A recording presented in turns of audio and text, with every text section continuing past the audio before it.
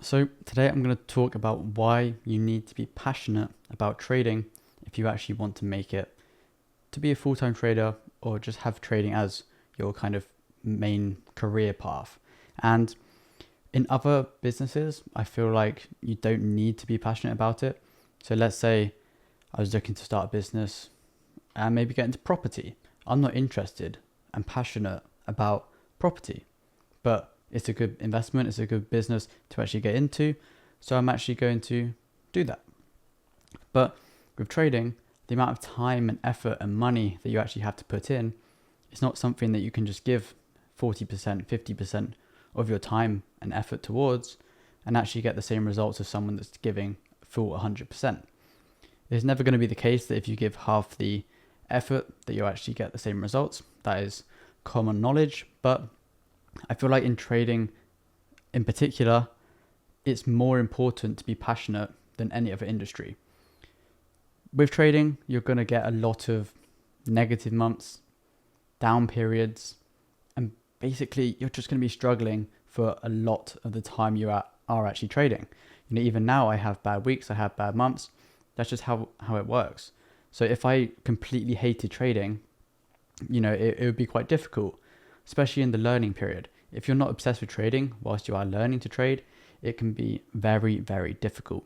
Imagine waking up, having to do back testing, having to do forward testing or live trading when you don't actually enjoy it, when all you're seeing is red. All you're seeing is a negative P&L, or you're getting blown account emails, or you're blowing prop firm challenges. It can be quite difficult. I've been there at the start. The accounts were being blown left, right, and center. So I feel like I am quite experienced to actually talk to you guys about this because, it's around 5 years since I actually started trading. So I've had the ups and downs, especially at the start. There weren't really many ups. It was mostly downs. But I guess we learned from those experiences. And if I wasn't passionate at the time, I don't feel like I would have been trading now. There were certain points where I would take like a month off because, if you have a bad period and you're not actually making any money from trading, this was in my first year of trading. I probably wouldn't do that now, obviously, after losing, because I know that I could lose 5 months of the year, 6 months of the year, and still be profitable over the 12 months. I know now that I don't have to be as passionate when I'm actually fully profitable because all the systems are in place. All I have to do is just copy and paste the setups. The trades I am actually taking today are going to be exactly the same as the ones I'm taking on Monday, with the same trading plan, the same strategy, the same risk.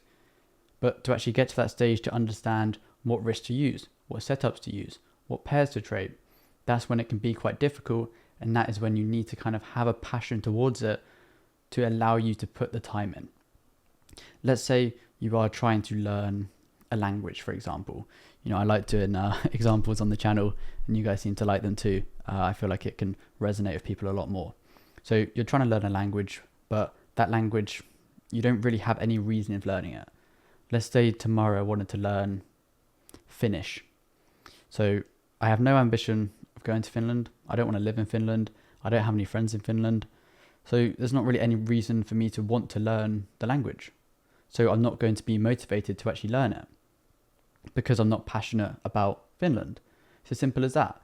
But let's say you have friends in Finland. You are going to move there next year.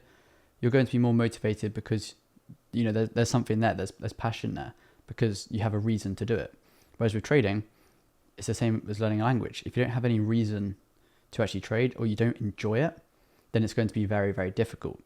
I know a lot of people will be saying, oh, well, I work a job and I get paid this much, but I don't actually enjoy it.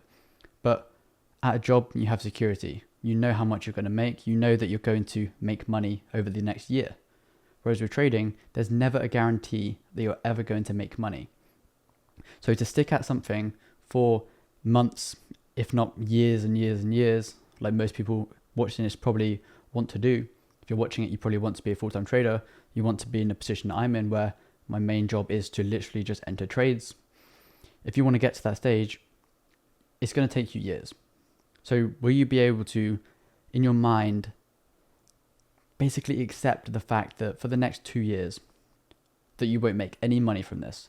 You're going to put in hours and hours and hours, probably every single day.